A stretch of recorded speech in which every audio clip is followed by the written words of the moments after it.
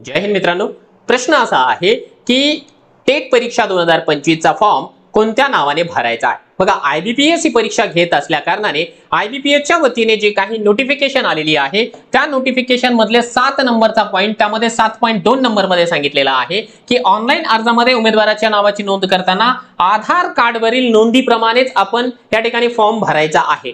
कारण ज्यावेळेस आपण एक्झाम सेंटरला जाणार, हॉल तिकीटच्या सोबत आपला जो फोटो ID ओळखपत्र म्हणून या ठिकाणी जे आहे आधार कार्डच लागणार आहे। त्यामुळे आधार कार्ड प्रमाणे आपल्याला फॉर्म भरायचा आहे। राहतो आहे प्रश्न अशा उमेदवारांचा ज्यांचं लग्नापूर्वीचं नाव वेगळं वडिलांच्या नावाचं असेल आणि लग्नानंतर पतीच्या नावाचं आधार कार्ड त्यांच्याकडे असेल, त्यांनी काय करायचं? त्यांनी देखील आधार कार्ड प्रमाणेच या ठिकाणी फॉर्म भरायचा आहे।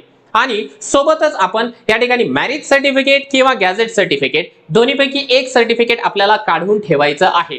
आणि इतर उमेदवारांनी ज्यांच्या नावामध्ये मिस्टेक्स वगैरे असेल त्यांनी देखील आपला जो फॉर्म आहे आधार कार्ड प्रमाणेच भरून घ्यायचा आहे।